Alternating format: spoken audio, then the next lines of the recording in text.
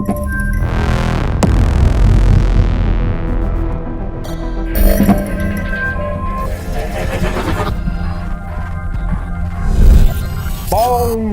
is news. We're all fucked. Hello, welcome to Who Dares Rolls. I am your host, Mike B. Sorry for the attire. I came from work and I've been doing stuff, and I thought, you know what? As I got 5 minutes to myself, maybe 10, I'll do a video. So yeah, here we are. So yes, Jesus fucking Christ. So I don't. I'm speechless. So yes, the politics. I'm just thinking, what the fuck is going on? Honestly, I'm done really with it. I'm done with them. Please, can we get rid of the Conservatives? Please, I'm done with them now. I'm done. Unbelievable. I'm speechless anymore. Just want a shower of cunts. So anyway, that's going on. Yeah. Anyway, so that's me. Other than that, I've got a few days off now. Half term is happening. I have a little man, so for the next couple of days, we'll do some stuff. I'm sure, play some board games, I imagine, and stuff and nonsense. I hope you're all well. I hope you're, dealing with the current fucking disaster as best you can. And all that stuff. Hopefully you're playing some games. That's the important thing. Play some games. Just, so that's that. Anyway, what have I played?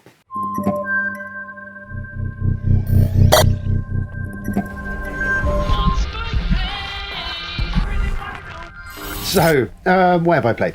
I've played a couple of games of Eclipse, got a few games of that in, I think, subsequent since I last spoke on here.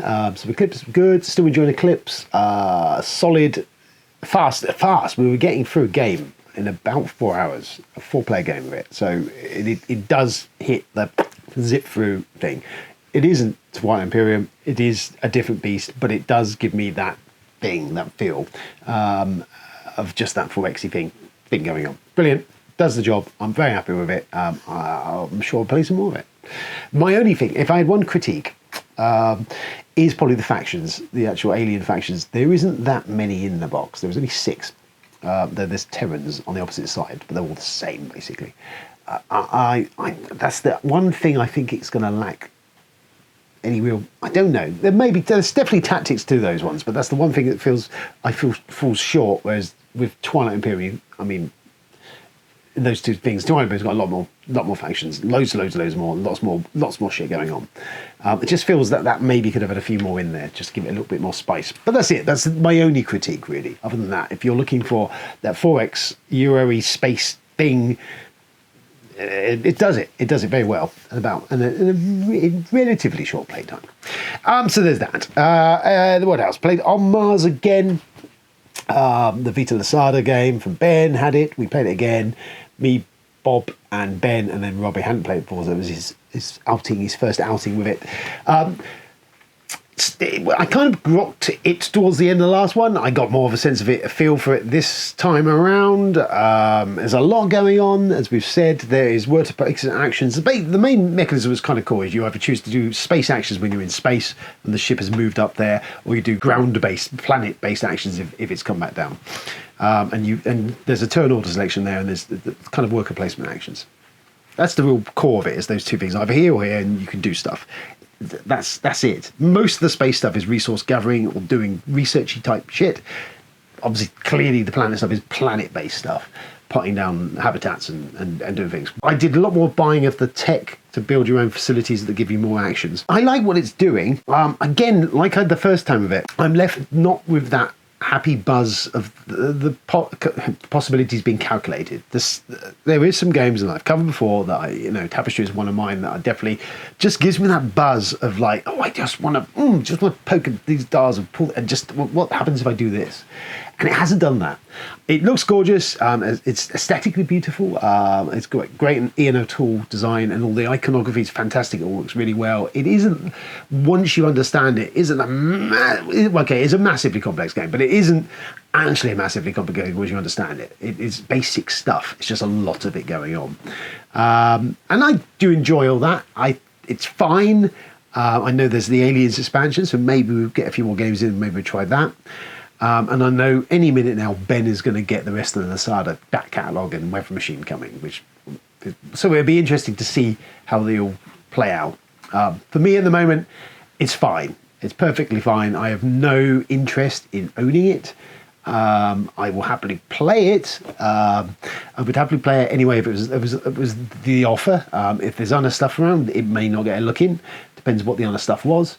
But yeah, it's a fine game. It's perfectly, absolutely, amazingly well designed. I mean, you look at all the moving parts and how it all functions, and it's perfect. I mean, it's brilliant. And the design and the aesthetics are all fantastic. It's great. Thematically, it's kind of doing what it's supposed to do. Just for me, I enjoy it, but that's it. That's where my interest. I'm kind of dumb. I'm like, good, it's fun. I enjoyed that, really good. Good, get my brain work, fantastic. But it doesn't. It leaves me after that. No aftertaste. So there you go. I don't know where you come down on that. My father's work, we played it's a Time of War scenario the other night with it because they patched the app. And so we played that, and TC Petty, the designer, was on Board Game Geek last week, and he'd given some cheat codes to allow you to open up the routes in the Time of War scenario that had been previously locked off by the app. The app had a bug in it, and you couldn't actually see half of the different routes on that path. So I picked one of which was a time travel one, and we gave that a pop, and that was interesting. Cleverly done. I liked what it did. Again, it's a wonderful game. My father's work is a worker placement game with like there's app-driven storytelling elements of it. And if you inventing your masterwork. So yeah, we played that, and really good. We fucked it all up, basically cooked it all up. But I really liked some of the story choices it did, and I'm not going to go into it to spoil it for people who are playing it, but I like the app works really well with it, and the interaction of it and stuff that can change. And there was points in the game where we were like, what the fuck is going on now? And what is going to happen now? So that was good. I enjoyed that very much. Lovely. I've enjoyed all my plays of my father's work. It is really solid. And I did see on Board Game Geek a while ago, as I suspected, there was discussion from the designer. Whilst they hadn't plans actually for expansion, he had plans for expansion. So we may see some more stuff for that. I suspect it all based on how well it's sold and if they can costings and all that sort of shit. But yeah, very good stuff. I enjoyed that immensely. It's if you're a fan of gothic horror, mad scientist type style games, if you played Abomination, it's a much sort of bigger sort of macro version of that. Very good. We covered it before. I beg it. Very good. Pokemon Master Trainer. I played that with the wee man the other day. I mean, we didn't play it properly, but you know what? I've had it. It is up the shelf. I've had that for some time. I never owned it originally in the 90s. I picked it up at the car boot sale. And I've seen it a few times subsequently, which I should have picked up other versions of it because I think it goes for quite a bit of money. But actually setting and playing, reading the rules, which are relatively straightforward. It is a mass market game. It's Pokemon. It's a pretty decent thing. I could see that how it could be reprinted and given a modern board game tweak to make it actually a decent Pokemon game. Not that I'm a huge, massive Pokemon fan, to be honest with you. But it's got this that you're running around, you're catching Pokemon, you're turning things, you're rolling dice to catch them, and then you have arena fights at the end and you get cards. All the cards basically do the same thing. There's about 4 or 5 different of them, so they could have a bit of variety in there. The board could be made more interesting, and areas of the board could have more effects, would be kind of cool. There's an arena fight at the very end, which that was jazzed up. It's something a bit more exotic and exciting. That would give it a bit of a punch. But on the whole, it's, and the little man enjoyed it. He likes his Pokemon, and so that happened. What's going on? I just got 2. Okay, what did you get from there? You get some. What are you giving on there? Oh, the 5 Pokemon. Okay, but you can't. You've got no sleepy Pokemon, so that's you done, isn't it? 2. Is it my go? Let me see what I caught it. I caught something. Oh, you caught something, did you? Oh my God! Look what I caught What is it? Look. God, you got to try and catch him. You got to roll the dice. You need a 4 or 5. Oh, I got. Well, you could use your ball, and that reduces the number down on your dice, and you can catch it. I want to use my Super Ball. I don't think you need your Super Ball. But let me see what it just does. Okay, what does it do? Do you want me to tell you? Yeah. Right, that says it does. Before rolling to catch a Pokemon, play this card to add 1, 2, or 3, or 4 to your roll. I think you need the other one. Okay. Just use one of those. Let me see. I'm gonna cut you. Let's have a look at that one. So that says, before rolling to catch a Pokemon, we missed that. Play this card to add one or to distract one. So if you do that, you can take one off and you catch him. I caught him. How exciting. Oh my god. Now I got 3 for Pikachu to catch. Wow. Can I have a play now? Yes. Let's do some news.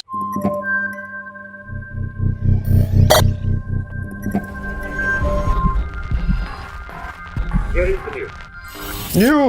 The news. Well, we're going to do a bit of crowdfunding quickly. So, Escape from New York from Pendragon Games Studio went on to GameFound, I think about a week or so ago now. I was initially interested, obviously, because they mentioned Escape from New York. It's got a fairly decent designer pedigree in Kevin Williams, I think it is. And the theme.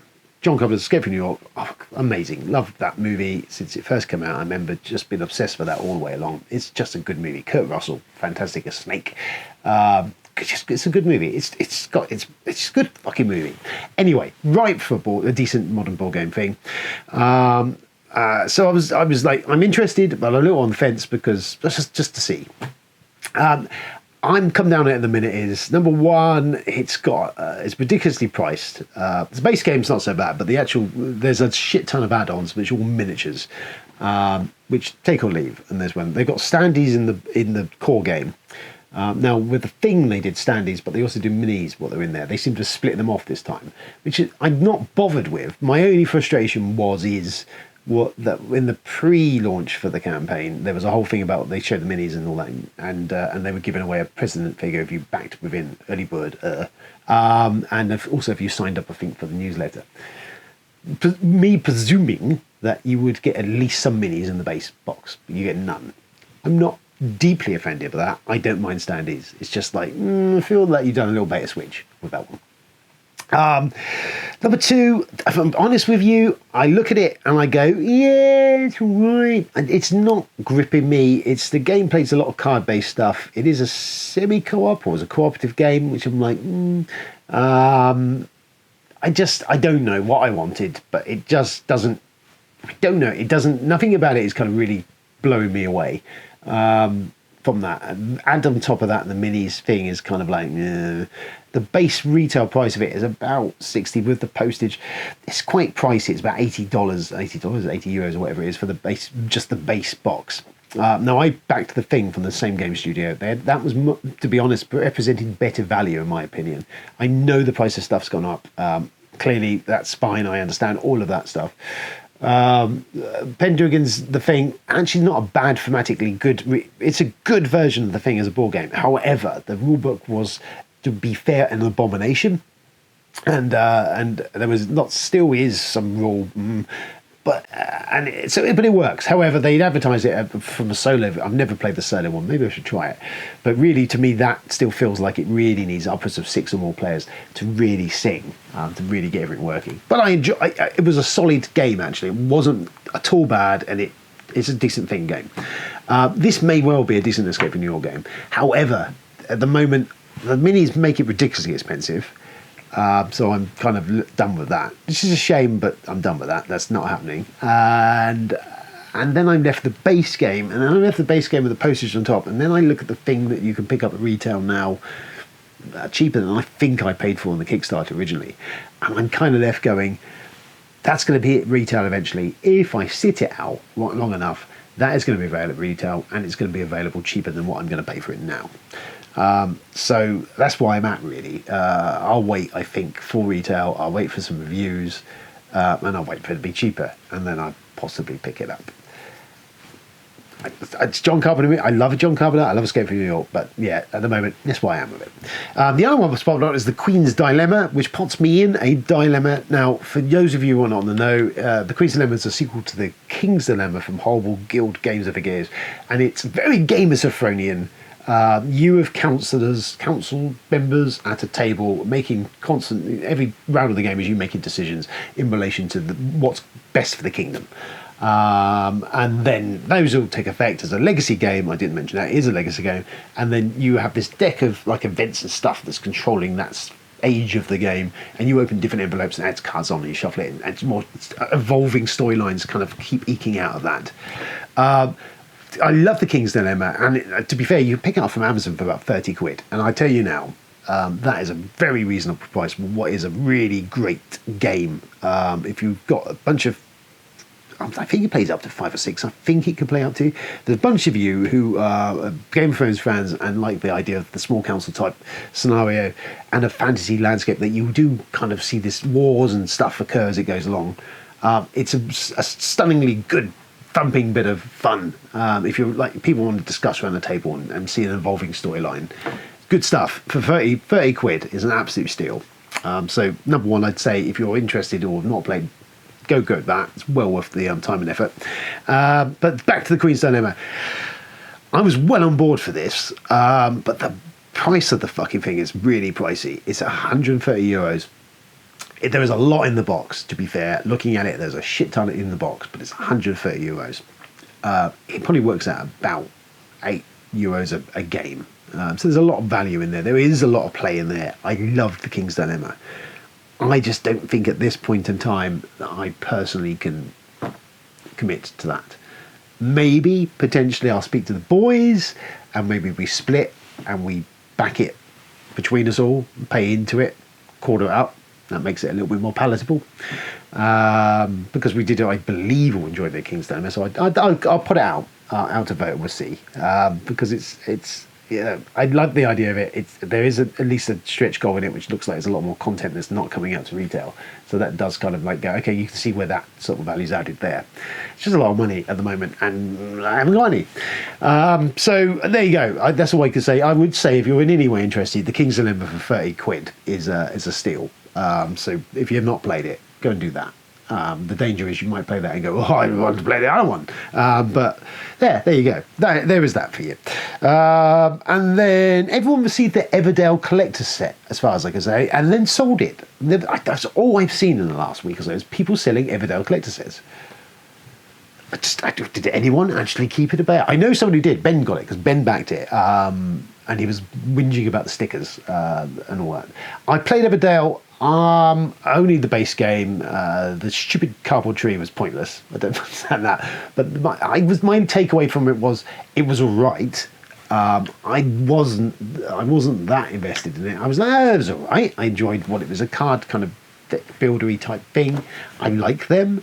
I felt the base game of what I played with it, that I could see what it was doing, but again, there was nothing left me there going, oh yeah, that's all right. I was left going. I wasn't. I mean, it looks gorgeous. Got very lovely art. The theme of the forest critters, yeah, neither here nor me. But I can take what it was doing. But yeah, I was kind of left going, yeah, it's all right. I didn't see anything there that I was like, oh, I kind of feel like I've seen most of what that's going to do. I just would be refining the tactic, but nothing left me with that hunger to get back to it. Certainly never left me the hunger to pay about £300 for a big box of loads of it. And I know there's multiple expansions. I know Ben said there'd been more expansions. So I presume he's got everything now. So I'm presuming at some point soon we'll see that coming to the table. I think, and I'd like to see more if the expansions add what they add to it and what it does, because I was all right, but I don't as yet see. I'm not seeing it. I don't get it. But if whatever does it for you, jolly good for you. So there's that, and then that's that really. What else have I been up to? So Son number one, let's do some more move nights with him because he needs some formal education. We watched the other day is In Bruges, which is a fucking brilliant movie by Martin McDonagh. It's got Colin Farrell and Brendan Gleeson in it as like they're two hitmen who've taken refuge in Bruges because of reasons. And then Ray Fiennes turns up as their boss, who's fucking genius. It's a crackingly very dark tragic comic, bloodthirsty, violent thing by Martin McDonagh, who just writes. He did Seven Psychos, which is Seven Psychopaths. It's okay. 3 Billboards, which was fantastic, and then his latest one that's just come out is The Banshees of Inisherin, which I very much say because it reteams the 2 guys from this one. I'm going to sneeze. What the fuck did that come from? So yeah, watching it again in Bruges, Colin Farrell is basically just evoking like a 12-year-old for the entire film. It's fucking good. So anyway, I really enjoyed rewatching that with him. So we watched that. I have said that we need to do a Kubrick thing because he's not seen any Kubrick, and I like 2001 showed him a bit of that, and he's always been fascinated by the advancement in special effects. And I'm like, this is a movie from 1967, 8, I think. There's no modern special effects in use yet. No CGI, clearly. There wasn't computers. There was none of this. They made this, and I showed him a bit of that, and he was like, and that kind of gets his brain working just to see. So 2001 is probably going to be on that list. Doctor Strangelove, because that's great. And Polyclock Orange and Full Metal Jacket. I mean, those kind of, some of that we're going to go through. All good stuff. Shining as well, of course. What else have I been doing? And then I've got one of those Roku. I've got one on the TV downstairs because we got rid of Sky and all that. We just got one of those.